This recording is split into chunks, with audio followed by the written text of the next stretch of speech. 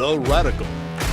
Fundamental principles of freedom, rational self-interest, and individual rights. This is the Yaron Brook Show.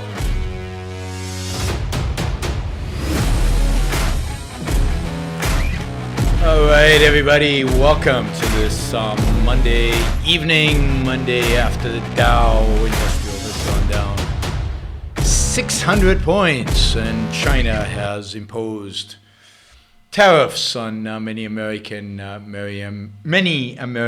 goods. I don't know, 60 billion worth of American goods, and it's been reported Trump is getting ready to impose 25% tariffs on the 300 billion of additional goods we import from China that have not yet been tariffed, where tariffs have not been imposed. That would include my iPhone. My iPhone's going to get more expensive.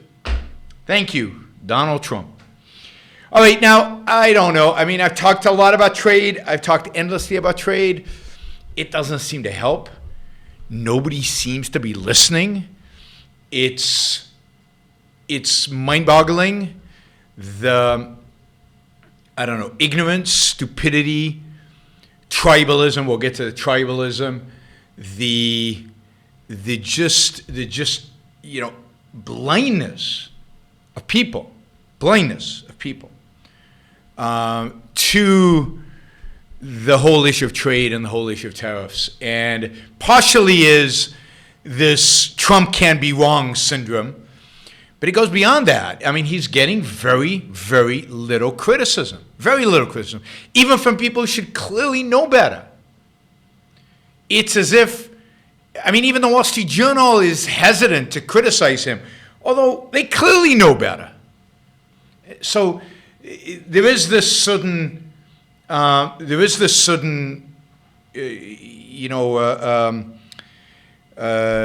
Trump can't be wrong and will defend Trump no matter what, that has inflicted so many people who seem to know economics and are just pretending it doesn't exist anymore, the field of economics, the reality of economics, the data of economics, the empirical evidence.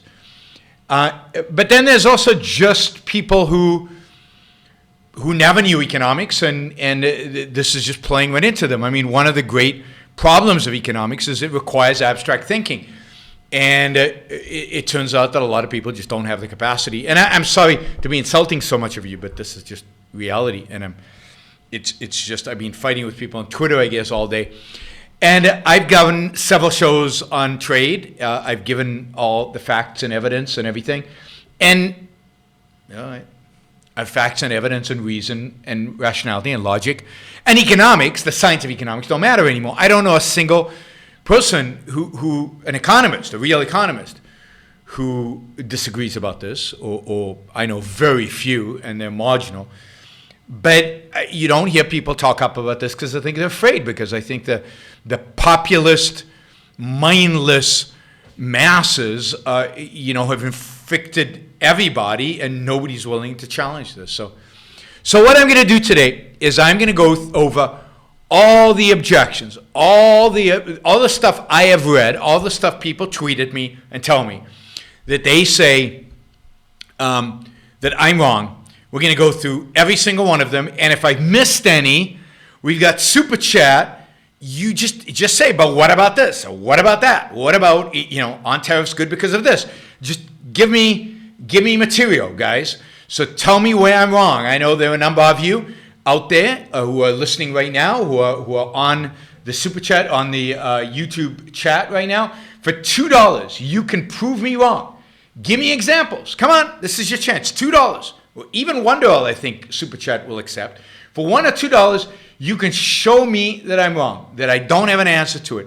So I'm looking for reasons why tariffs make sense. Tariffs against China, tariffs against anybody, but in particular China, because that's the issue of the day, particularly about China. And I'm going to go through my list, and then I'm going to look to you, and I'm going to ask you, all you Trump defenders, why does this make sense? Why is this right?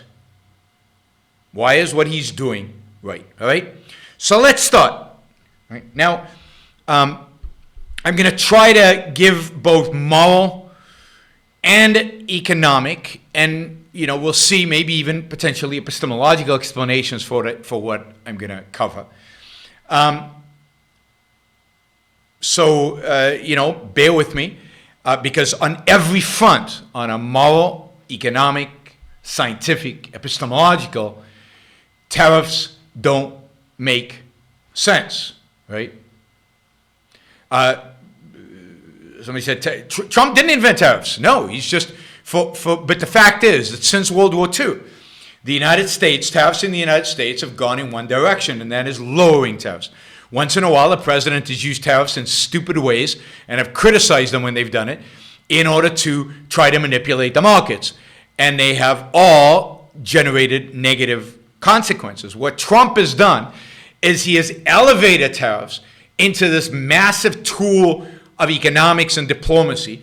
He writes the most ignorant, stupid tweets about tariffs that I've ever seen, about trade generally, that I've ever seen any president, Democratic or Republican, state. And what is shocking is, well, if Obama had said these things, or Clinton had said these things, or even Bush had said these things, there would be a significant number of you and a significant number of many people who would be criticizing them, who would be critiquing it, who would be saying why it's wrong, including the Wall Street Journal. But because it's Trump, there is absolute silence about this. I mean, even his chief economic advisor, Larry Kudlow, said that China doesn't pay for the tariffs, Americans do, on the Sunday talk shows. But then Stephen Moore, who was relatively sane, I always thought, came out today with an op-ed defending the tariffs. It's just, and he would have never done that for any other president. So it is just truly shocking the way people defend it, the way it's defended, how it's defended. And I'm freaking out because this is an illustration of the complete mindlessness of so many people out there. I mean, I understand it from the left. The left's always been for tariffs. What's shocking is how many people who seemingly were rational in the past, or seemingly present themselves as rational, have gone completely bonkers over Donald Trump and of all the issues. Immigration, I disagree with a lot of people in immigration, but I get it. It's a relatively complex area, and there's disagreement about it, and within certain bounds, I accept that there's disagreement about it. On this issue, this is simple. This is not hard. This is not controversial. There is no argument for a trade war. There's no argument for tariffs. And it's enhancing the power of statists in China, and it's enhancing the power of statists in America. It's a lose-lose short-term, and it's a lose-lose big-time long-term. And that's why I'm so-called freaking out about it. All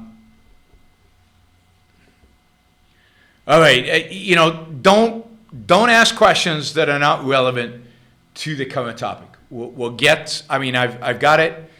I'll open it up to just any questions once I finish the discussion of tariffs. But since we're going to cover all the objections today, and if you have objections that I have not mentioned or will not be mentioning, then please super chat them, because otherwise I don't see them. So use a couple of bucks and super chat them.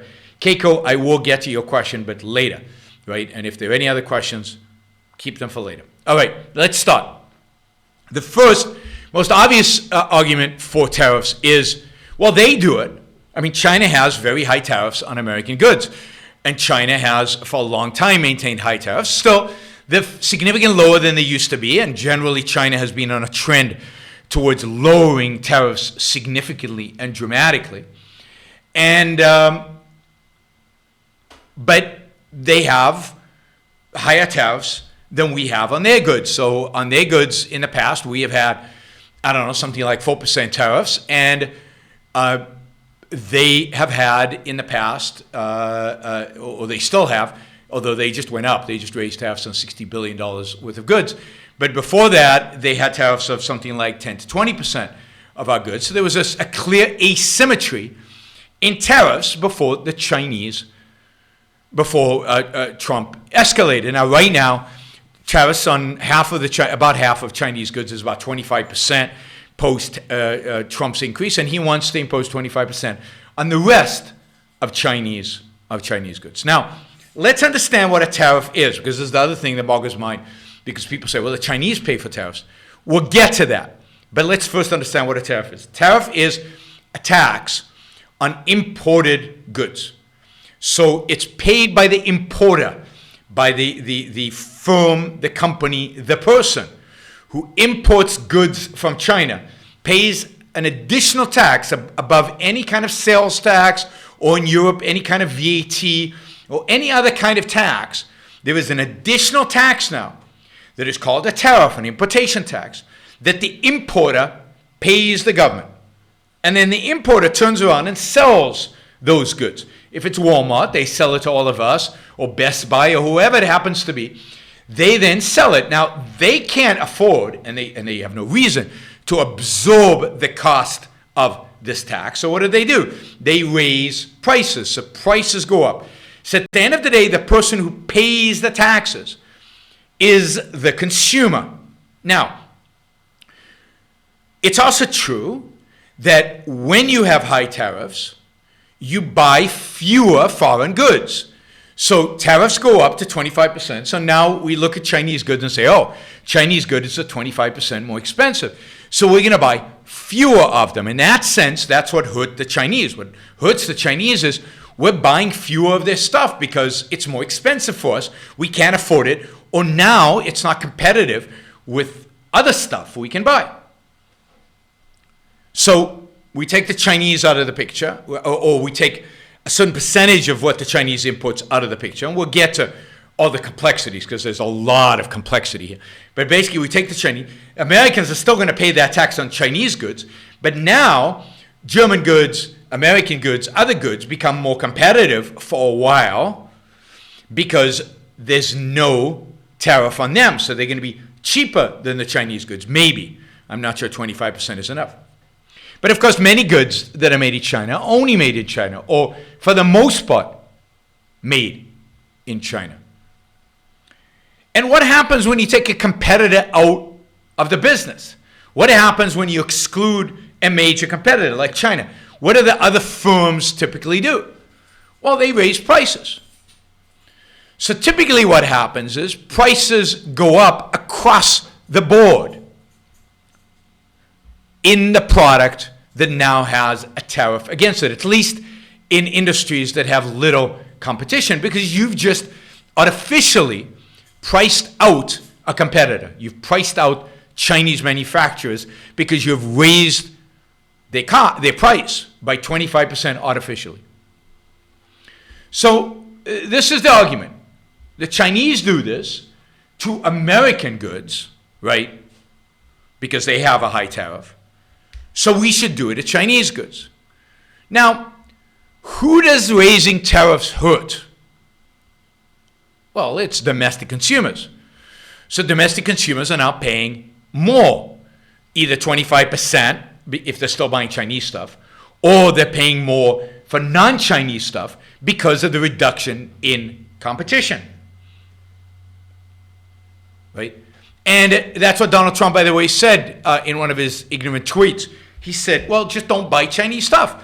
Buy other people's stuff. It's easy. So we can study this, right, as if you need to study it, because economic theory is pretty clear. Again, it's pretty simple. You reduce competition, prices go up. So here's a simple example.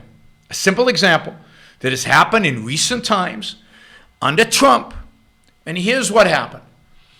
In January of 2018, the Trump administration increased the tariffs on washing machines, on imported washing machines, primarily from South Korea. South Korea is the biggest importer of washing machines into the United States. Samsung and LG, they increased the tariffs between 20 to 50% on imported washing machines.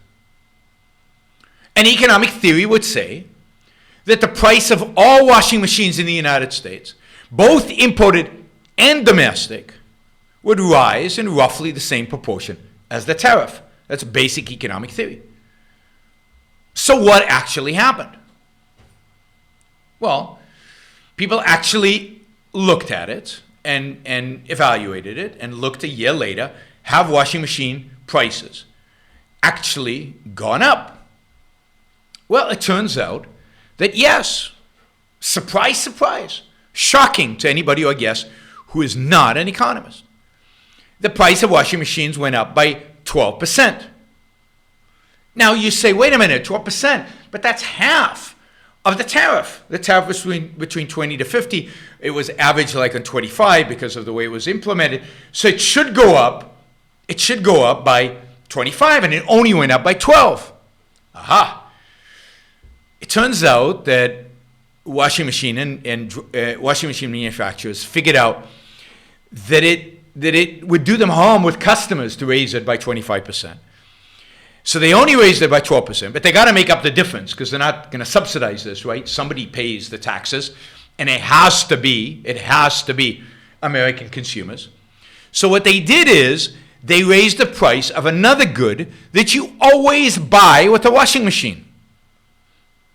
What is that? What is the good you always buy with a washing machine? Well, it's a dryer. Dryer tariffs did not go up. It's fascinating, right? No tariffs on dryers, only on washing machines. And yet, the price of dryers also went up by about 12%. So total increase was about 25% because dryers and washing machines, I guess, cost about the same. And they usually bought in pairs. And the total price went up by 25%, exactly what the theory would have predicted. So exactly what I've been saying all along, that the people who pay for the tariff are consumers. Consumers pay the tariff. Now, what happened to the South Korean manufacturers of washing machines? Well, nothing much. Maybe they sell a fewer washing machines in the United States because maybe the American companies can actually sell more washing machines. So they did this study. So, the other thing Trump says is $100 billion was collected in tariffs. That's a big amount. That's great. The Treasury got, and we'll get to this argument that more tax revenue and somehow tax revenue is a good thing. He gets this idea of tax revenue has gone up. And the second advantage is more jobs in America created because American manufacturers of washing machines will sell more washing machines because the competitors have been, burdened with the 25% tariff. Okay, so they calculated the amount of the tariff, the amount of this extra tax that Washington collected. And just so you know and understand that it's Americans paying it, it's the American Treasury that's collecting it. I mean, the American Treasury doesn't collect taxes from China. It only collects taxes from Americans. So, of course, Americans are paying for it. All right. So, Americans paid $82 million in tariffs, in other words, taxes on washing machines during this period, over the last year. And at the same time, about 1,600 new American jobs were created. 1,600 new American jobs were created. Yes, make America great again. 1,600 jobs in making washing machines. Or in the whole, production cycle, in the whole supply chain. 1,600 new jobs. This is terrific. Now, if you divide the $82 million, which consumers paid in taxes, to create 1,600 jobs, it cost $800,000 for every job created. Every job created cost taxpayers, buyers of washing machine who paid a tax on it, $800,000. Now, this is worse, much worse, than the Obama stimulus.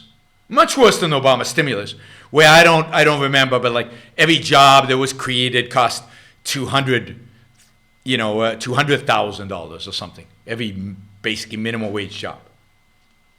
But here it's $800,000.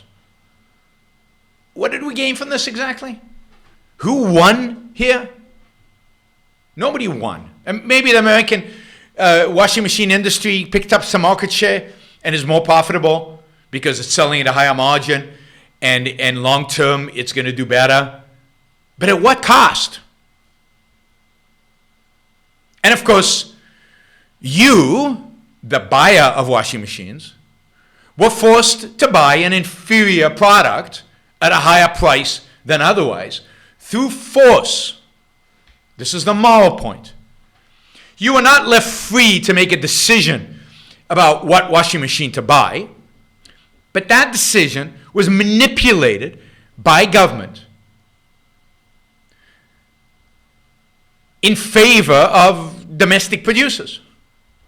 So if you love Samsung or you love the LG washing machine, some president or bureaucrat in Washington who decided that Kmart or Maytag are better, or they create American jobs and it's part of Make America Great Again, you should sacrifice for the sake of making America great again. You sacrifice your tax money. I mean, your dollars, your wallet. Everything is going to cost you 25% more expensive because somebody decided you shouldn't buy Korean washing machines.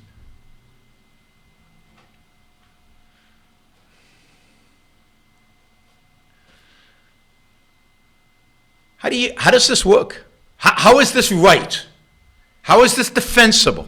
I'm waiting for the super chat to tell me. How is this defensible?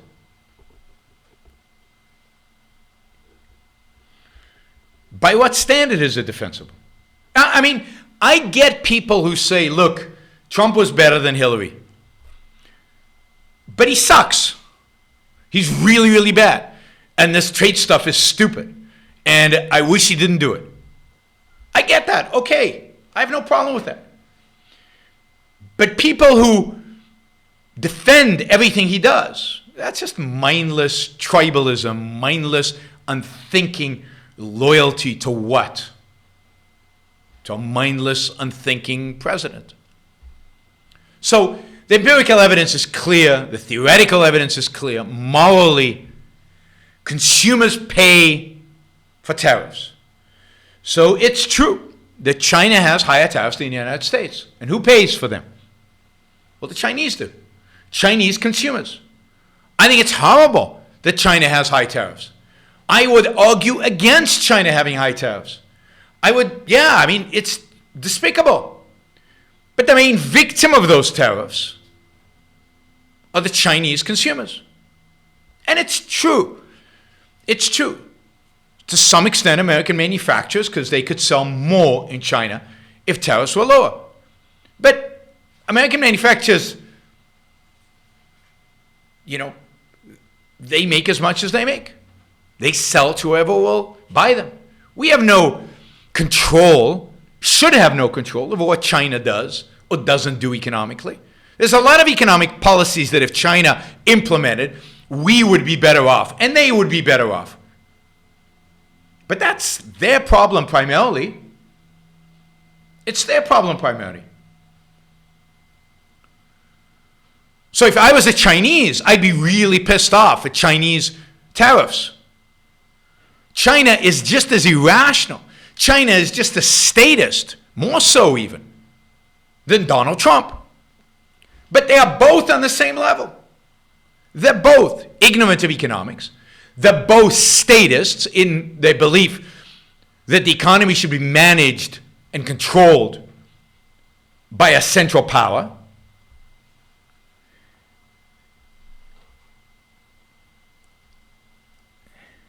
And they are both inflicting damage on their own citizens.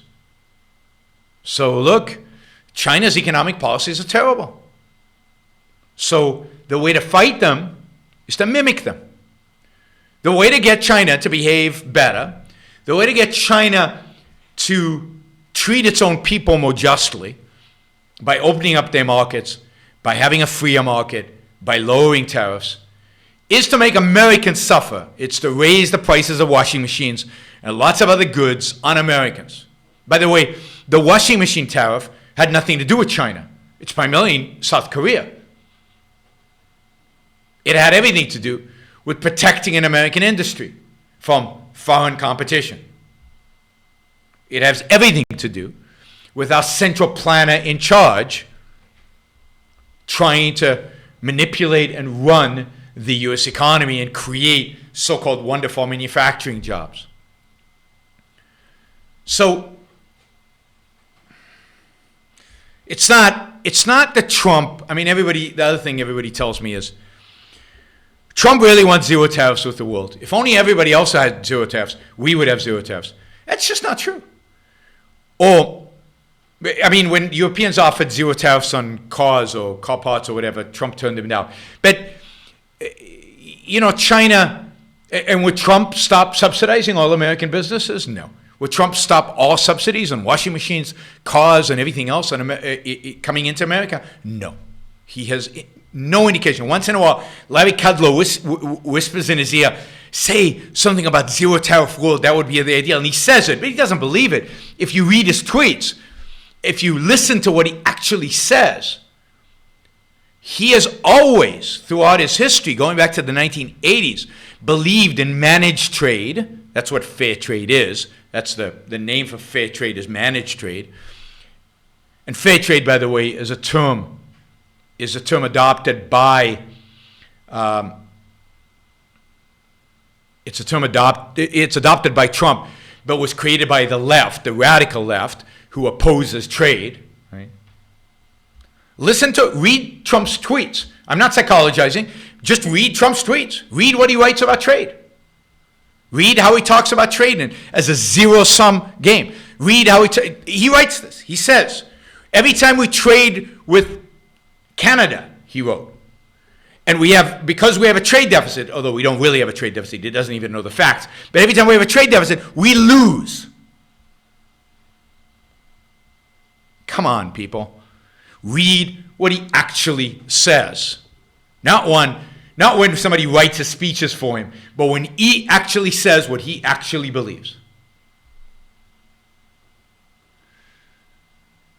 All right, so they do it. Yeah, they do it, and they suffer the consequences. Economic growth in China would be dramatically higher if they had zero tariffs.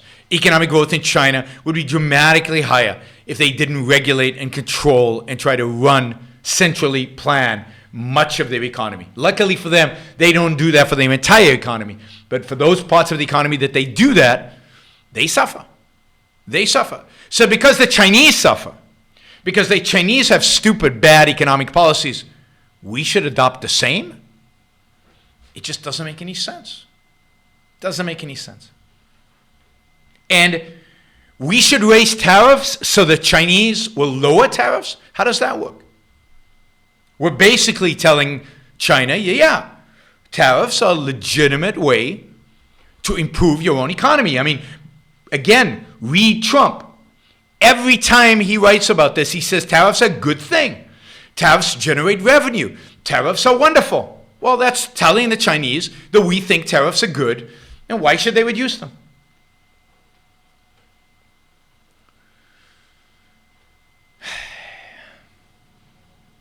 People say China's bad because China manipulates their currency. We haven't heard this in a while, but they used to say this. So we need a trade war with China. We need to penalize the American people because China manipulates its currency. Really? Really? I remember saying this on Fox once. They asked me the question on Neil Cavuto's show on Fox. Well, but China manipulates its currency. And I said, are you guys hearing yourself? What does the Federal Reserve do when it lowers interest rates to zero, when we've had zero interest rates for the last almost 10 years? That's not manipulating our currency? Didn't Trump at some point said the dollar was too high and we should do something about it? Haven't presidents after presidents, Treasury Secretary after Treasury Secretary, Federal Reserve Chiefs after Federal Reserve Chiefs tried to manipulate the dollar, make it more expensive or less expensive for benefit or harm of trade? All the time. It happens all the time. Since we went off the gold standard, we've done nothing but manipulate our currency. There's nothing unique about what China does. Every country out there, what's the European Union been doing, if not manipulating the value of the euro? What is the Swiss central bank? It's dramatically tried to manipulate the value of the Swiss franc when it got so high that they were worried that it would be too expensive, so they started selling Swiss francs to lower the value. Yeah, Daniel's absolutely right. Trump and Sanders on these kind of issues are very much alike. Very much alike. And when you dig deep into it, you'll discover that Trump and Sanders are alike on things like immigration as well. Sanders is very anti-immigration.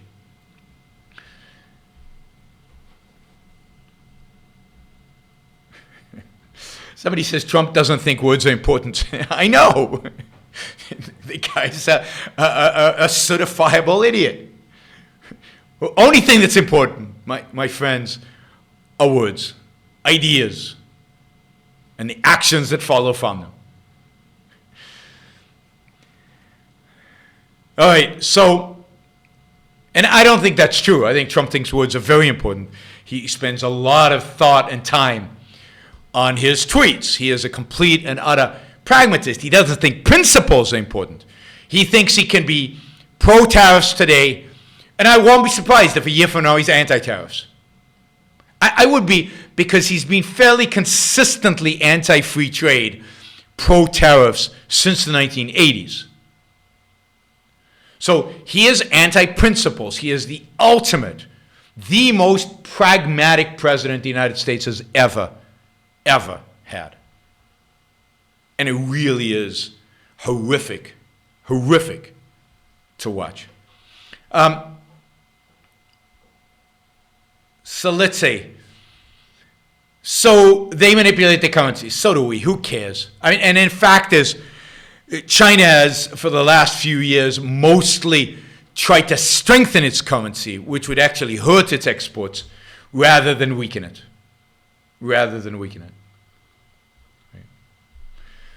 If they actually freed up their currency for the market to determine its value, the currency would plummet, which is what everybody accuses them of manipulating it down. No, they're manipulating it up to be stronger, which is not good for them exporting. So everybody gets this wrong. Again, another topic that everybody on the financial news, in politics, everybody gets this wrong, and it's, again, so damn simple. Subsidies. Well, the Chinese subsidize, and that's not fair. Isn't it? I mean, I think it's bad that they subsidize. Who pays those subsidies? Well, Chinese taxpayers and Chinese consumers who pay for it through inflation, maybe. Who else pays for the subsidies? Well, Chinese competitors to the favored Chinese companies who get the subsidies versus the companies who don't. The Chinese suffer dramatically from these subsidies. Do we? Well, for the most part, no. We actually benefit enormously from the subsidies. We get cheap stuff. Now, long term, I think subsidies are bad for everybody. It's lose, lose, lose, lose. Right? Just like free trade is win, win, win, win. Everybody wins long term.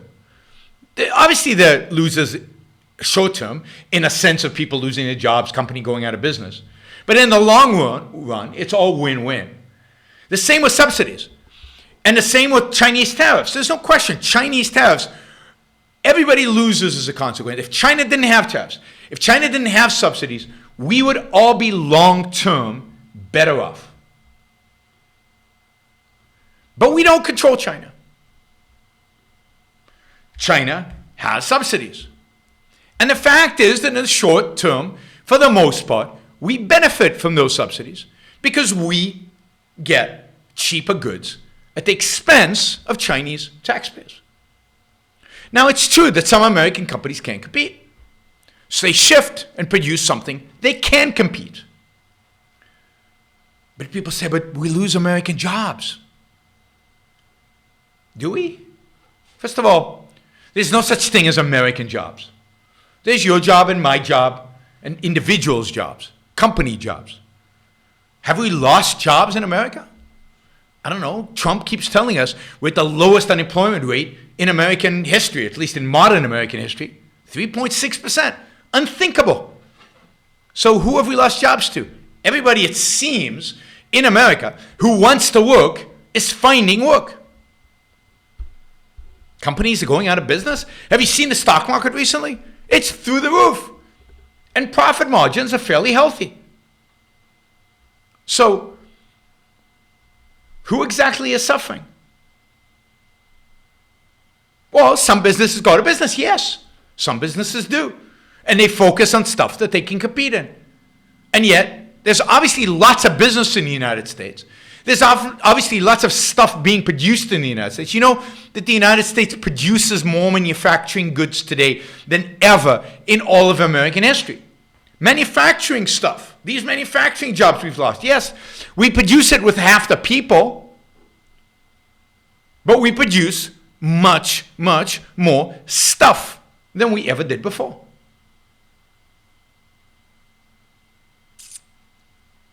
So what jobs have we lost? Jobs that your grandparents had? But that's what happens in a dynamic economy. And that's certainly what happens when emerging markets come online. And, you know, if it's not China, it's going to be Vietnam. And if it's not Vietnam, it'll be Rwanda. If it's not Rwanda, it'll be Nigeria. It'll be some country out there that wants to develop, that's going to create products, build products cheaper than we can in the United States. Good for them. That's how they become rich. And as they become rich, we become richer. Because again, it's win-win. That's what trade is. Ooh, we are told, but we have this huge trade imbalance. Really? Why do we care? Why is trade imbalance a bad thing in and of itself? We make money doing all kinds of stuff, but not through export. We take that money and we buy goods from the Chinese, let's say. They get our pieces of paper, call them dollars. We get their stuff that they have invested heavily to produce. Who's better off? The guy with the pieces of paper or the guy with the stuff? Well, it was a trade.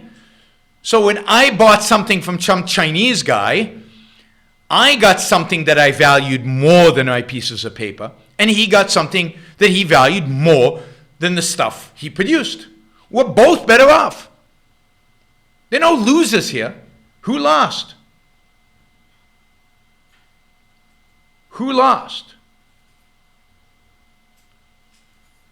Nobody loses. Trade is win-win. Now you say, well, what happened to Detroit? Well, I mean, why is America manufacturing cars? Why does GM and Chrysler and Ford still exist? I don't understand it. The only thing GM, Chrysler, and Ford are good at producing are pickup trucks and SUVs. Why do they produce anything else? Because they've been propped up by the American government. They've been subsidized by the American government. Oh, I thought only the Chinese subsidize. No, it turns out we subsidize as well. Then why are we so adamant about them stopping subsidies if we won't stop our subsidies? But why hasn't American auto industry died a long time ago? And those workers retrained to do something actually productive instead of build loser cars that nobody wants to buy. That wouldn't exist if not for American government subsidies and bailouts. Everybody talks about the bank bailouts. What about the auto bailouts? But why does America have to have an auto industry? I mean, German cars are great. Korean cars are excellent. Japanese cars are wonderful. And one day, I'm sure, Chinese cars will be excellent. Why not buy our cars from overseas? I don't grow my food. I go to the grocery store and buy it from them. They specialize in groceries. And you know what? I have a massive trade deficit with my grocery store. Massive. They never hire me to come and give a speech. They don't listen to the podcast.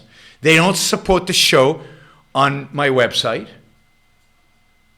And I give them all this money, and they never buy anything from me. It's awful.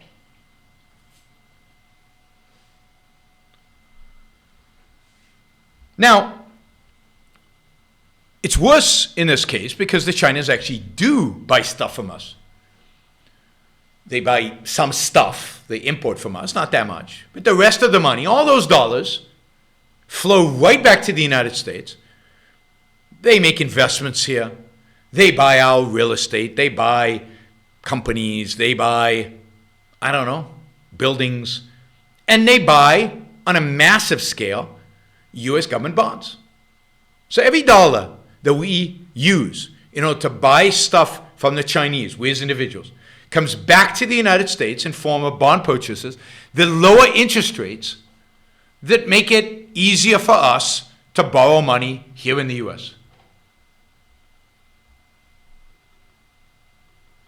Right? Somebody says, instead of making utilitarian arguments against tariff, though correct, I think it's much more effective to make moral arguments. You have to make both. You have to make both. You have to make the economic argument. I don't consider them a utilitarian argument. The economic arguments. You have to explain to people how economics works.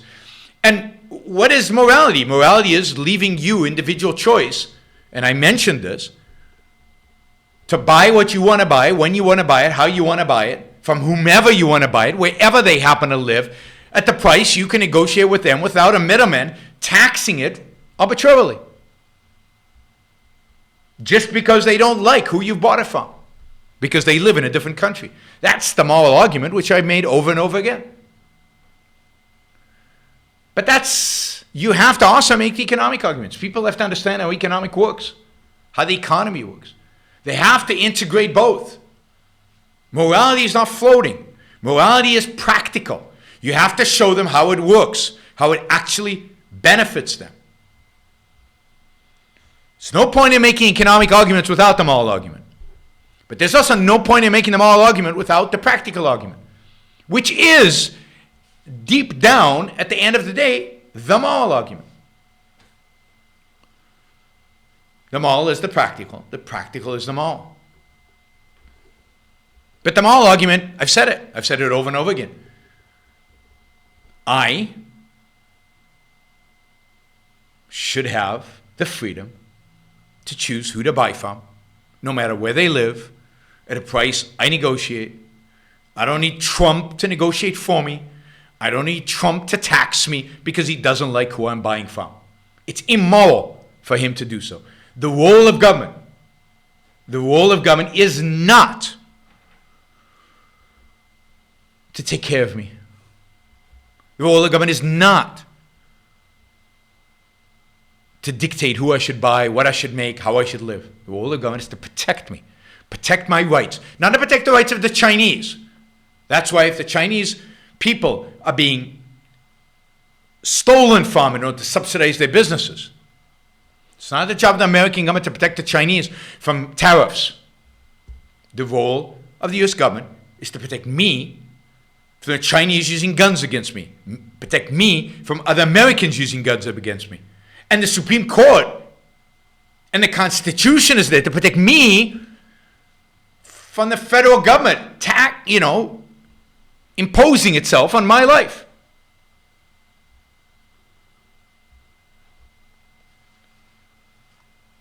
Trump is violating my rights by imposing tariffs on me. All right, Chinese pay the tariffs, not us. Now, I've already talked about that. We've seen the example of the washing machine, that is just simply, straightforwardly, just not true. Now, there is a sense in which this could happen, or part of the tariffs being paid by the Chinese. Not really literally paid by Chinese, only Americans pay tariffs, but that the Chinese bear some of the cost. And that would happen if, as a consequence of the tariffs, the value of your yuan goes down, which means their purchasing power goes down. It takes more of their local currency to buy dollars. More of their local currency to buy dollars. Which means their goods become cheaper for Americans. Which then, that reduction in the cost, because of the exchange rate, compensates partially for the decline, for the increase of tariffs. Right? And as a consequence, what the Chinese are paying, they're paying in the form of a weaker currency. So maybe they pay for part of it, but at the end of the day, you're still paying it. You're still going to suffer from higher prices. And now you're just encouraging them to manipulate the currency, or for the currency to actually reach its natural level, which is much cheaper than it is now. And this is why tariffs don't long-term actually reduce significantly trade imbalances. Because the fact is the currency adjusts, and we can still import from China because now we've got a stronger dollar and they have a weaker local currency. So, I mean, I'm not going to get into the detailed economics of it, but no, Chinese don't pay it. And Larry Kudlow admitted that on the Sunday shows this weekend. So again, Donald Trump writes this stuff in his tweets, and he's either lying, which is quite possible, because I think somebody said he doesn't care about words. I think that's right. I don't think he cares about words, whether they're true or not, whether factual or not, correlate to reality or not. He doesn't care about words. He doesn't care about lying. And either he's lying or he's ignorant, and I think it's a combination of both. Right? Tax revenue. We get more tax revenue because of tariffs. Now, this is good. How is this good? I thought Republicans, those who support Republicans, don't like higher taxes. They want to shrink government. I guess not. All right, we need to do something, we're told, about Chinese dumping. You know what dumping is? Dumping is when a company sells its product at a cost lower than it costs it to produce. So they sell it at a loss, and in order to gain market share. So we hate dumping, right? We need to do something about dumping. We need to prosecute. Really? What has Amazon been doing for the last 30 years? 20 years, if not dumping? For years and years and years, Amazon made no money. It's still true that many years Amazon doesn't make money. Yeah, it's a strategy for gaining market share. There's nothing wrong with dumping. Nothing wrong with trying to gain market share by selling a product at a loss. It's only sustainable as long as the capitalists, the providers of capital, are willing to provide you with that capital to do it. It's only sustainable as long as the capitalists are willing to, quote, subsidize your product while you lose money. But there's zero wrong with doing it if it's sustainable. For most companies, it's not. But for Amazon, what is Uber doing? How many of you use Uber? My guess is almost all of you have used Uber. I mean, you probably love Uber. Uber's like, whoa, it's the coolest company ever, right? Well, what is Uber? Uber's a dumper. It's dumping. It just went public with no profit. It's lost money every single year. There's nothing wrong with that. It's trying to establish a market. It's trying to get you used to using it. It's trying to increase volume, and then it'll raise prices, because at the end of the day, every company has to make money. So American companies dump all the time. And they don't just dump in America. Uber is all over the world dumping. Right? Tesla, somebody mentions Tesla. I guess Tesla is sold at a loss. Lots of products are sold at a loss. It's a business strategy for a while to sell at a loss. So why is it okay for American companies to do it, not other companies to do it? Not Chinese companies to do it? The whole dumping thing is silly. Yeah, I love the fact that Uber's cheap. The fact that they lose money is their problem, not mine. I love buying cheap but high quality Chinese goods. The fact that they're losing money on it or subsidizing it is their problem, not mine.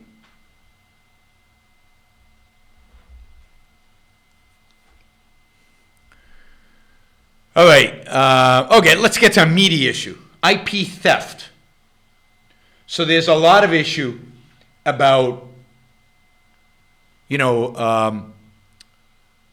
the Chinese stealing intellectual property. And this is a real issue.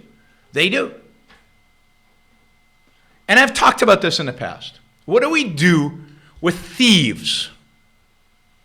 Do we tax the people who buy from them? Is that what we do? Let's say there's a store in town that is selling stolen goods. Do we tax them? Do we increase taxes on stolen goods? Is that how we deal with stolen goods? Do we negotiate with them? Please don't do it in the future. How about you stop doing it, please? No. What do we do? Well, in the case of in town, we put them in jail. We shut down the store. Right? So what do you do with the foreign country who's systematically selling stolen goods? You don't buy them. You don't tariff them. You ban them. You say, look, you have used stolen IP in product X to company Waiku or Waigu or Wai whatever, right? You say, we ban your product. Your product cannot be sold in the United States because it is stolen property. It's what we do with those Louis Vuitton bags that are duplicates. We don't allow them in the country. And if we catch them on the streets, we confiscate them. So just define the IP theft, identify the companies that are using it, and ban their products completely, thoroughly. Now, don't negotiate with the Chinese government about how much theft they can get away with. Because they're going to cheat on any negotiation, and you know that. Don't penalize American consumers by raising tariffs on us because the Chinese are stealing stuff. I mean, that's the dumbest thing ever. Just ban the stuff.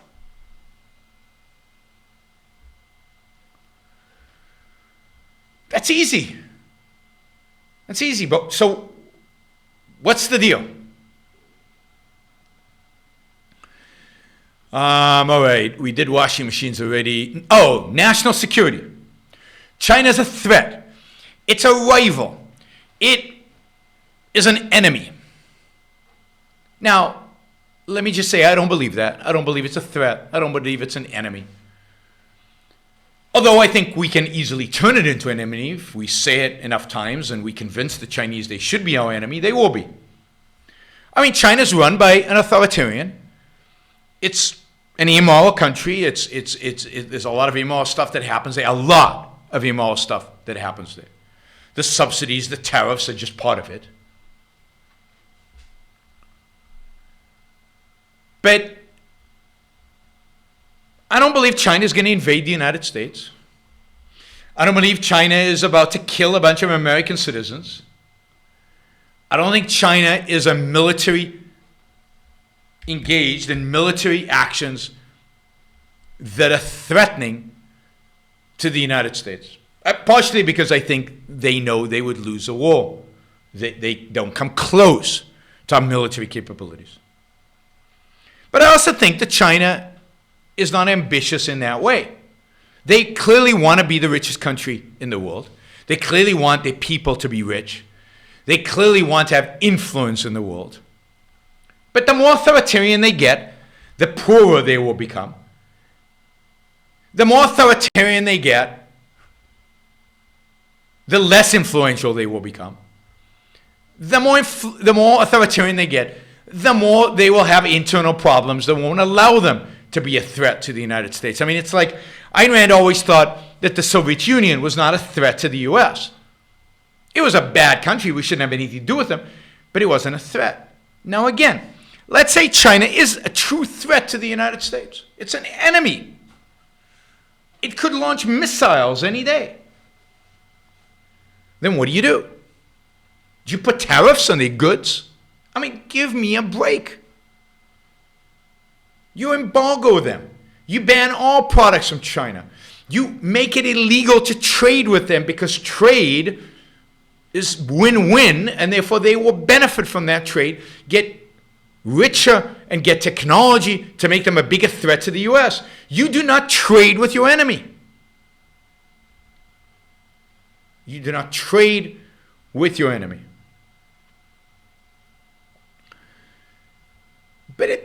So again, tariffs can be the solution. But of course, I don't believe China is an enemy in that sense. I don't believe it's a national security threat in that sense. If I did, I would advocate for no trade with China. All right, one more thing, and then I'm gonna take some of these super chat questions, some of the, particularly the ones that that are related to this.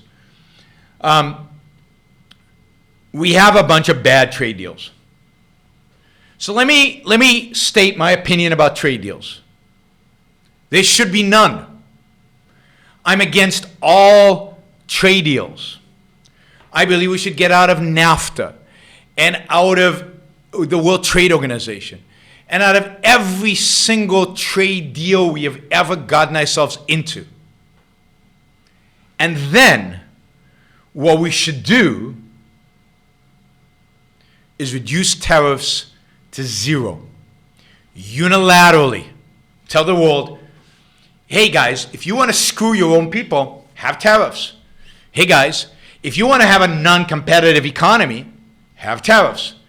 But if you want to sell us cheap goods, if you want to sell us what you're good at, please, sell us. If you want to sell us steel, dirt cheap. Ooh, we've got people who can really do good stuff with steel.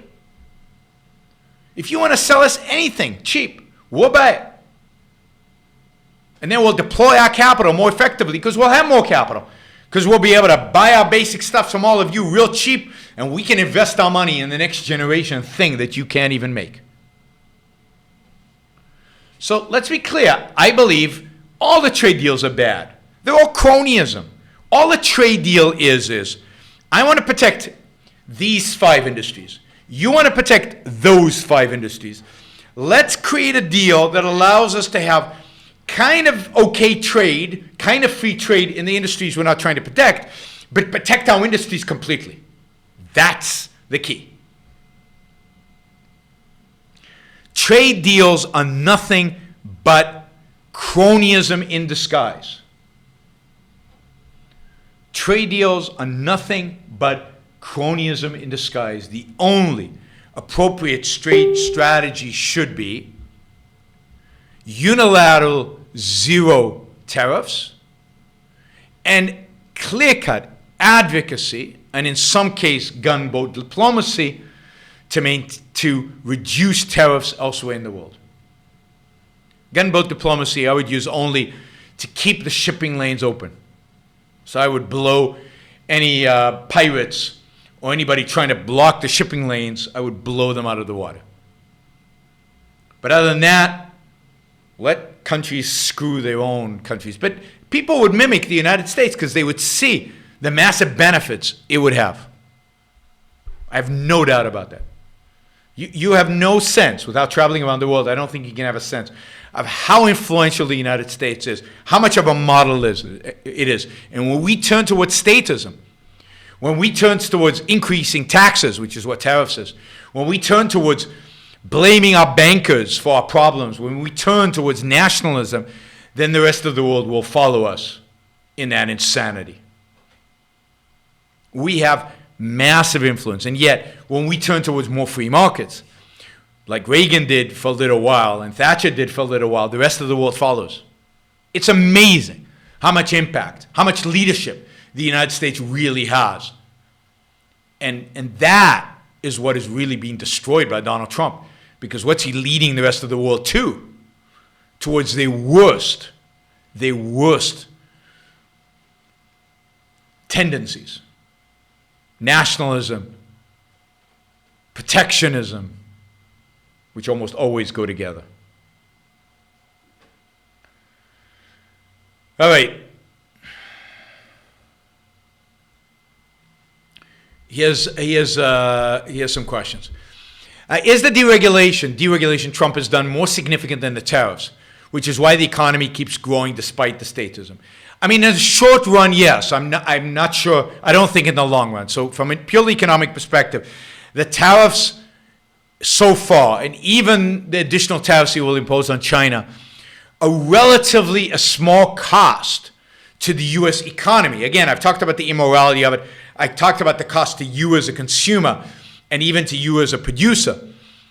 For example, if you want to import, if you make stuff from steel, the tariffs have really hurt you as a producer. So I've talked about the damage it has done to individual Americans and the immorality of it. But from a macro perspective, from a grand economic perspective, the damage is relative to other things, small. Particularly given the fact that currencies adjust so that you don't feel the direct impact of the tariffs. Now, long term, I'm not sure. Remember, tariffs imposed by the last businessman who was a president. You know who the last businessman who was a president, who that is? Hoover. Tariffs imposed by Hoover in the early 1930s basically caused the Great Depression. Basically led the United States, turned a recession into a depression. I mean, not only that, but that was a big factor. So tariffs can be disastrous. So the fact that they haven't yet been doesn't mean they won't be. We've only had tariffs for less than a year on average, significantly less than a year. So and he's only just increased them dramatically. So long term, the tariffs are going to have a much more devastating impact on the economy, and it'll be difficult to see, how it all pans out, how, what effect is bigger. But I'll give you a few areas like deregulation. Some of the stuff he's done in energy is very good, right? And it's not him as much as it is Secretary Perry and some of the people under energy. Some of the specifics, but in other areas, and this is part of the thing that people don't understand. In some areas, Trump has increased regulations. I mean, I know you guys will get pissed off at me, but the fact is that the economy is not that much better than it was under Obama. It's not. And, we'll see where it's heading. We'll see again, the long-term outcomes. But the fact is that if you look at growth and you look at job creation, it's averaging a little higher than Obama, a little bit better than Obama, but not much. I mean, everybody says what a great economy it is. It's an okay economy, but it's not a great economy. It's nothing close to the kind of growth rates and the growth in real job creation we had, for example, under Bill Clinton in the 90s. Relative to Obama, it's a mild, slight improvement. But this idea that the economy is going gangbusters is complete and utter garbage. It's not growing at 4%. Job creation is not, the participation rate, the employment participation rate is still pretty low. It has not improved dramatically. I mean, the economy is not terrible, but it's not good. It's okay. And it's, again, mildly better than Obama. And Obama, of course, was the devil incarnate. And Trump is the second coming. And all the second coming has generated, all his deregulation has generated. And remember, he also lowered corporate tax rates, which I was very supportive of, is the best thing he's done as president. All of that has made the economy a little bit better than Obama's economy. That's it. Because the deregulation has not been substantial. In many areas, there's been more and added regulation. His primary contribution to deregulation has probably been in energy. When I talked to Alex Epstein, he says, yeah, good stuff is happening on the energy front. So the net so far has been mildly positive. But I'd also say this. You can't judge these things in the short run. You have to look at long-term performance. So let's see in the next 18 months how the economy does. Let's see if he gets a second term, how the economy does in a second term. It's not obvious to me that many of these benefits are sustainable. Corporate taxes are very good, that cut, but that's already filtered through the economy. Deregulation is not deep, meaningful, and certainly not sustainable. It cannot sustain a democratic president because so much of it was done at the agency level and can be reversed. So what is the long-term shift that Donald Trump has created in American politics and economics? I think it's overwhelmingly negative. Overwhelmingly negative. So the economy, because of the Donald Trump presidency, the economy long-term will be significantly worse. He's legitimized things like tariffs and trade wars. And he's made capitalism, because everybody thinks he's a capitalist, he's completely perverted what capitalism means and the benefits of deregulation. So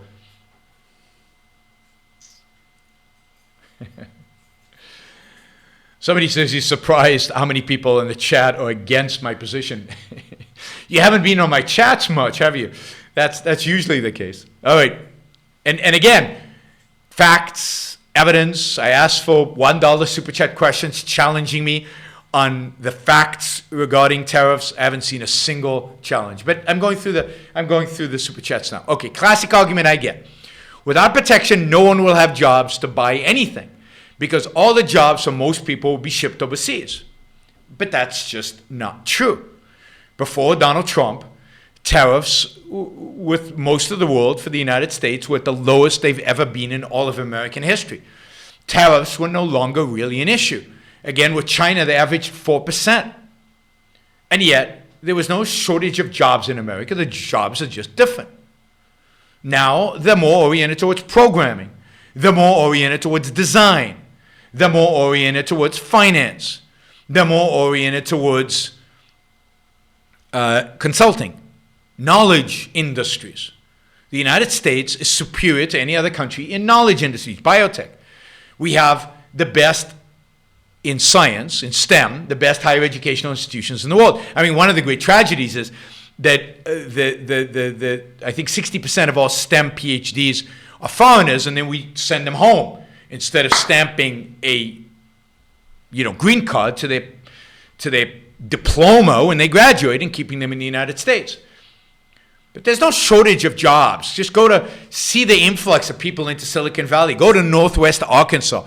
Go to places all over this country that are booming and where there's a shortage of jobs. They're just not the right jobs. So if you're a welder, there's tons of work for you. Tons of work for you. All over the country, primarily in places like California. Huge numbers of jobs. So, and that was when the economy had 4% tariffs. So it's equivalent of 0% tariffs, really. Now, certain industries had high tariffs. They were protecting them. But that's artificial. If you lower tariffs on all of those to zero, imagine all the other opportunities, the other industries, the other stuff that we could be creating and building. That we don't, because we're wasting resources and subsidizing industries that shouldn't be subsidized. And wasting resources on spending more money than we should on stuff that we buy that we could be using to save and invest in building businesses, in building real businesses that would hire people to produce stuff. So there are many, many, many, many more jobs in America today after a period of basically very low tariffs than there were before. So no, I mean, tariffs are a job creator, not a job destroyer. The problem is that people can see the job destruction.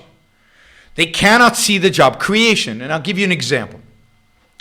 In the 1980s, there was a lot of corporate takeovers. There was a lot of firing of people. It was called they shut down factories in what was called the Rust Belt. They shut down massive numbers, hundreds of thousands, millions of jobs were destroyed. People were laid off. And yet, unemployment rates in the United States went down every single year. But all the news, all the energy, all the focus was on all the jobs being destroyed. Nobody was going to places like Silicon Valley and showing all the jobs being created. Because while jobs were being destroyed in the Rust Belt, other places around the country like Austin, Texas, and Silicon Valley, the ring road around Boston and other places, all that capital that was freed up was being redeployed in those areas, and they were hiring people. But we focus on the bad news. All we see visually, see, this is the problem. People are not conceptual. They don't use their minds. They don't think. And so many people I debate on Twitter, so many people on the chat are not thinkers. They're still stuck at the perceptual level. At the perceptual level, imports destroy jobs. But they can't see the jobs created. They can't see the wealth created. They can't see the standard of living rises as poor people can now buy stuff at Walmart that they couldn't imagine before that they could buy. But now it's so cheap because it's being bought from China that their standard of living is actually rising in spite of the fact that maybe they haven't got a raise in a while. But their dollar is going far, far further because tariffs are close to zero. And now Donald Trump has just raised the cost of living on poor Americans by something like 25%. I won't pay that price. I don't buy that many things from China. But poor people, the people who shop at Walmart, at Walmart, they're the ones who are buying Chinese goods, and they're the ones who are being penalized. How do you think Bernie would do on stage in a debate with Trump? Wow. I mean, I guess I'd love to see that because it would be interesting. I think Bernie is far more intelligent than Trump. Just in sheer, he knows more. He has principles, bad principles. But I think he would make Trump look bad because he would actually be defending the working class people in a language that I think people would better understand than Trump's. But I think it would be a circus. I think they'd both be clowns. I think they would both be a disaster. It would be one of the funniest debates you'd ever seen in your life. But I think Bernie would probably win it. What's the appropriate economic action to take against a country with an egregious, immoral government? Is military action the only option? No. I mean, I think I've described this in the past. There are two levels of immoral countries. There are immoral countries that are a threat to you, and there are immoral countries that are not. Threat means military threat. They are or are about to kill or destroy American property or American lives. With those kind of countries, the only thing to do is military action. Then there's a second set of countries that are immoral countries. Or a second set of countries, actually there are three sets. We'll take three sets. One is they're imminently going to attack you. Second one is maybe they're not imminently going to attack you, but they're evil. They would attack you if they could. They can't because they're too weak or whatever. North Korea is a good example, right? They would. They're evil. But you don't have to military attack them. You don't have to expend the resources to do it. You can just basically embargo them into oblivion. The same thing with the Soviet Union. You don't have to go to war with the Soviet Union because they have nukes and you don't want to go to war and it's too costly. So what you do is you basically starve them. You give them no support. Remember, real immoral, totalitarian countries like Venezuela right now cannot survive without help from the outside. Starve them from that help, and they will starve. They will fall apart. They will, just like the Berlin Wall fell, it would have fallen a lot sooner if the United States had not fed the Soviet Union for years and years and years and years. And that's the right policy with North Korea. Other countries All right, let me just say, no more super chats because I'm not going to be here all night answering these, and we'll do another show probably tomorrow. I don't know if Amy's up to it. We're going to do a show with Amy tomorrow, so you can keep some of your super chat questions for tomorrow. A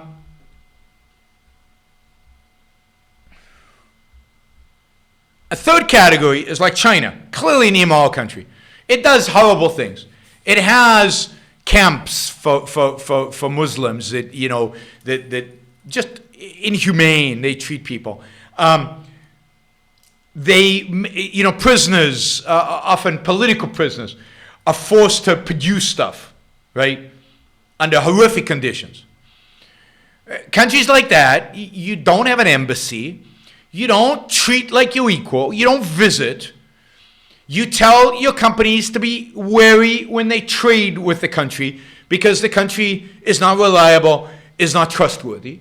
But you allow for trade. They're not a threat to you. So you allow for trade, and that's what I would do with China. I would not have an embassy there. I would not have big summits with President Xi. I would treat them as a pariah, but I would allow for zero tariff trade with them. I wouldn't, again, penalize American citizens because the Chinese government is immoral. And again, as long as the Chinese government is not a threat to American citizens, the immorality, in a sense, is their business. All right. Can you please expound on the right to intellectual property? Ideas can be replicated indefinitely, but I suspect the creator still has the right. Can you help connect the dots? Yes, I mean, it's not the idea that cannot be taken, right? I mean, Ayn Rand's ideas are not copyrighted. What's copyrighted, what is intellectual property, is the physical manifestation of those ideas. And that's, you can still look at a patent, understand the technology, in a sense, learn from it to create your own technology and do something else. So the knowledge is not patent. What you can do is build a product based on that. It's the product that is protected. It's the profit you would make off of that product that is protected. You can't take somebody's book and just duplicate it. It's somebody's book. It's their stuff.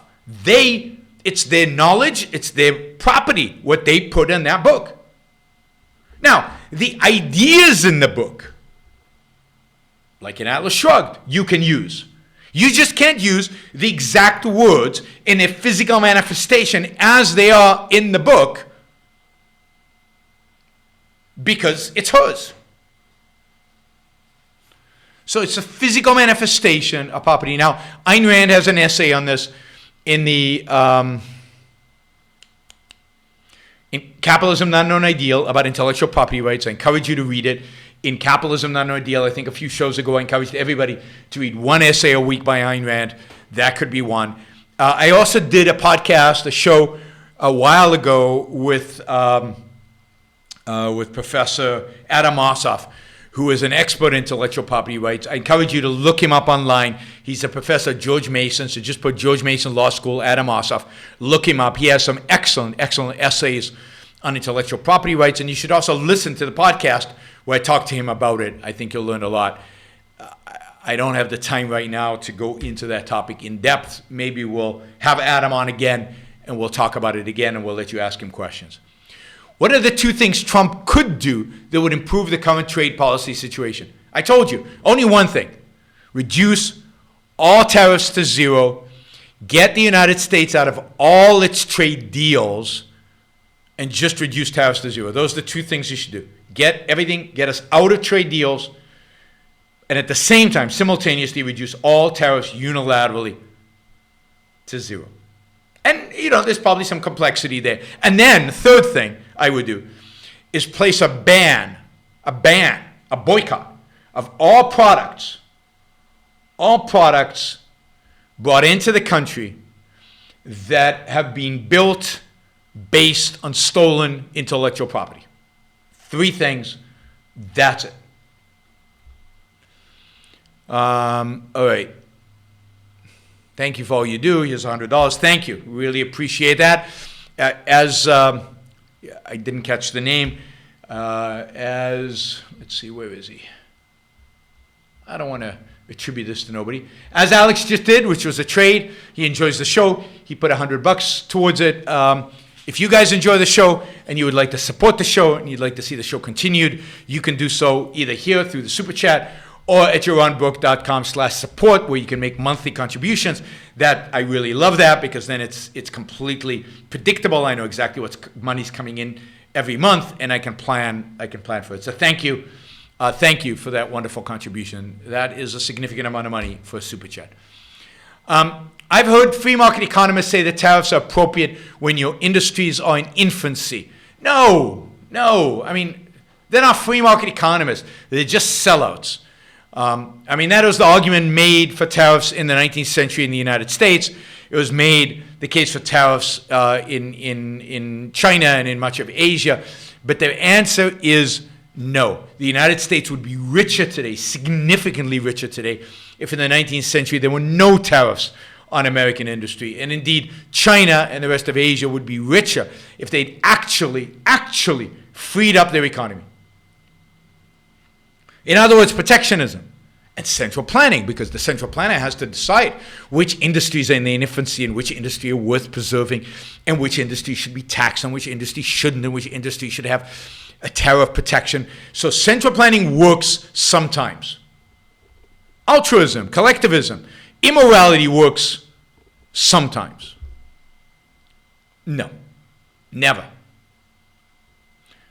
By the way, I didn't talk about tribalism, but all of this thinking is tribal. I mean, the whole thinking about we've got industries. We don't have industries. Somebody started an industry, an individual. Leave him alone. Don't do him favors. Don't subsidize him. Don't protect him. But don't tax him and don't penalize him and don't regulate him either.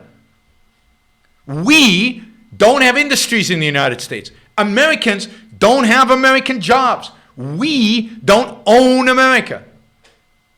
The only job of the American government is to protect our individual rights, not to protect us as a collective from some kind of competition.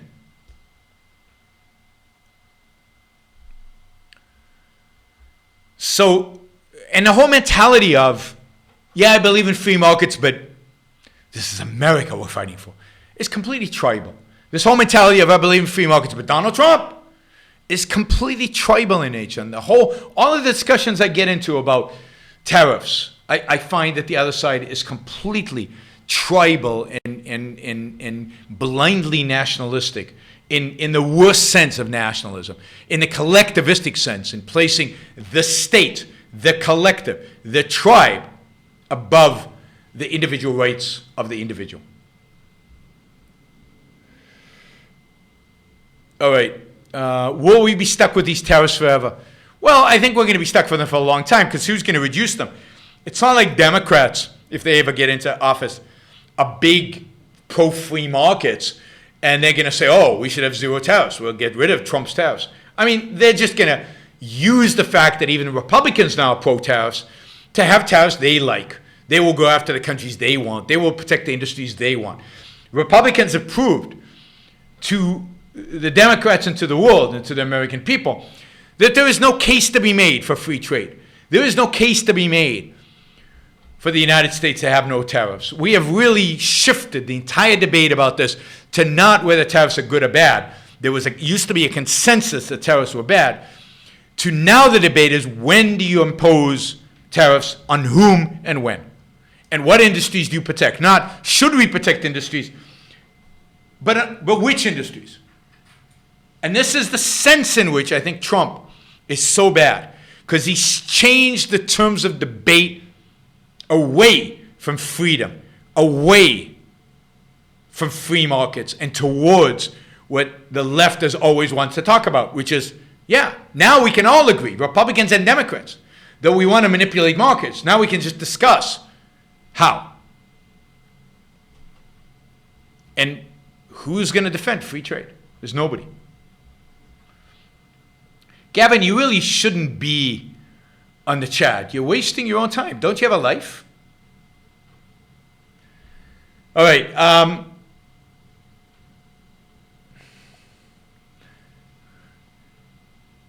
Let's see. can you speak to the Supreme Court decision today regarding Apple? Now, I don't know the details of it, but I don't know. I'm going to get to all of your. I think I got everybody's. I'll try to read up on it and do it tomorrow. But and maybe if Amy does the show with me, she knows more about this because she's the lawyer after all. But let me just say that what the Supreme Court did is basically reinforce, the Sherman Act, reinforce the idea that Apple is acting as a monopolist because Apple controls the Apple Store, and therefore Apple is liable. Apple can be sued for the prices in the Apple Store being too high because there's only one Apple Store run by Apple, and it has an influence on the prices. So what the Supreme Court said is that it's okay for the lawsuit, the antitrust lawsuit, to go on against Apple because, after all, antitrust is the law of the land, and there is a case to be made. They didn't decide whether the case was a good case or a bad case. There's a case to be made. And notice that Kavanaugh, that great conservative justice, Kavanaugh, voted with the left on this in a 5-4 decision against Apple. I never liked Kavanaugh. I still don't like Kavanaugh. He is a pragmatist. He is not he's not good on economic issues. He's nowhere near as good as Gorsuch is. And Gorsuch is flawed, but Gorsuch is far, far better than Kavanaugh. I think Kavanaugh is going to turn out to be a really bad appointment long term. Whoops. All right, here's a completely unrelated question. What is your Myers-Briggs personality type? I don't remember. If you remind me what the categories are, I can tell you. What I do remember is I'm a mild introvert. You didn't expect that, but I am an introvert. I like being alone.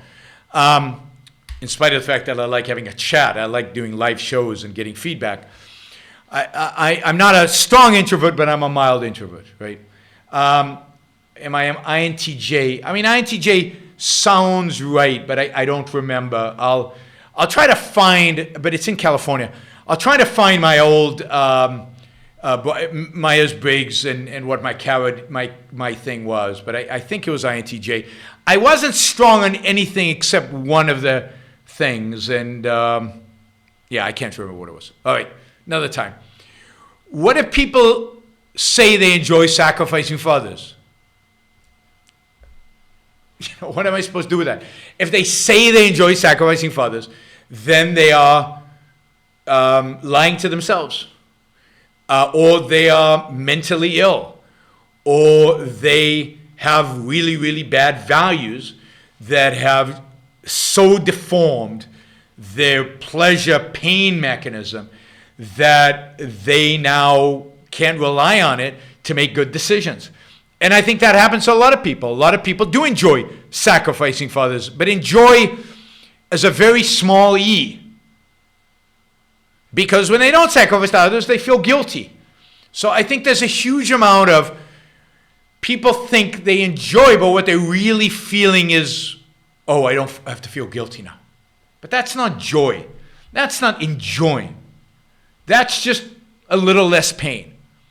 But one shouldn't live for a little less pain. One should live to be happy. And sacrificing oneself is by definition going against your own happiness. Your own rational happiness, your own happiness that's earned. So that you don't have, part of, I think, the requirement for having happiness is that you don't have any unearned guilt. Ayn Rand talks about that. No unearned guilt. If you have unearned guilt, you can't be happy. And these people carry a huge amount of unearned guilt. And that's why they think they enjoy sacrificing, but it's really just less of that unearned guilt. All right. We've done an hour and a half. Thanks, everybody. It's nice to be able to, let loose on the trade issue. I hope I wasn't too harsh on some of you. But it really does infuriate me, this issue, because it's not hard. I hope I'm wrong and that there are a lot more people who get it than I'm seeing, because nothing makes me more depressed about the state of the world than the blind, obedience to Trump and the mindless support for his trade policies. I mean, of all the things, even worse than immigration, not because I think the issue is bigger, but I think because the issue is simpler. And again, I don't think it has a huge impact on the economy. I don't think it's going to have a huge impact on my life or on your life. It's just such a simple issue. It's just so obviously his need to create enemies, his need to appear like he's fighting for you, for the tribe. It's such an appeal to tribalism. America versus China, and I am the knight in shining armor who will save America. That is such a sickening approach to the world we live in. And did I miss Jennifer's question? Let me go back, see if I can find it.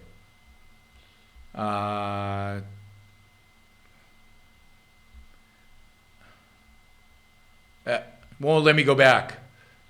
So what was your question, Jennifer? Anyway, Jennifer, send it to me by email. I'll cover it next show. Oh, there it is. I missed your question. What was it? If you can't answer me now, then I'll just do it next time. All right. But embargo, I thought I did do that. Okay. What was the question about embargo? I mean, I would embargo countries that are enemies. I would embargo countries that are enemies of the United States. So I would embargo North Korea. Oh, I think you asked which countries would I embargo. I'm sorry. Yes, I remember that. I don't know why I didn't copy paste it. So I would embargo North Korea, and I would embargo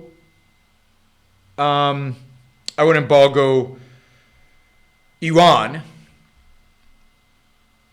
I would have certain sanctions against Russia, and you would have to think exactly what those sanctions would be. But I wouldn't embargo Russia. I don't think Russia is a threat to the United States. Who else would I embargo? Oh, I would embargo Saudi Arabia after I took their oil. I would first take their oil from them, and then I would embargo. Saudi Arabia I wouldn't embargo. Saudi Arabia I would literally either take over or have regime change or militarily unseat. Because the cost of defeating Saudi Arabia is low, and the benefit is massive, and the damage they do to the United States is huge through their funding of the ideology. So I would basically threaten them to stop funding Islamism all over the world. Without Saudi Arabia, there would have never been those terrorist attacks in Sri Lanka. It's the Saudis exporting this ideology. So I would force the Saudis to change their ways. Whether I would do so through an embargo or through a military would depend on how quickly they responded. Other than that, I don't think there are any other threats to the United States. It's basically the Islamic threat and the North Korean threat, and that's it. And the North Korean threat is mild, therefore I would only embargo it. The Islamic threat I would crush. But, I'm done arguing for the crushing of the Islamic threat. I did that for like 10 years. Nobody listened. Nobody cared. Nobody paid any attention. So be it. Now I'm on to tariffs. So that nobody cares. Nobody will pay attention. And 10 years from now, I'll give up on that as well. All right. Thanks, everybody. It was, as always, a pleasure. Thanks for listening. Don't forget to share. Don't forget to subscribe to my YouTube channel, Facebook, Twitter, and most importantly, those of you who support the show, thank you for supporting the show. Those of you who don't support the show but get value from it, please support the show. I mean, it would be wonderful if 1/10 of the people who listen to the show actually provided financial support to it.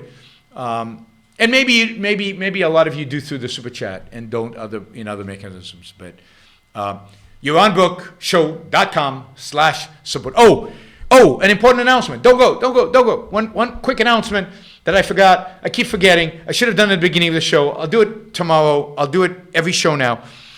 I am doing, and I don't know if there's a market for this, so we will find out. I am doing a public speaking seminar, public speaking workshop.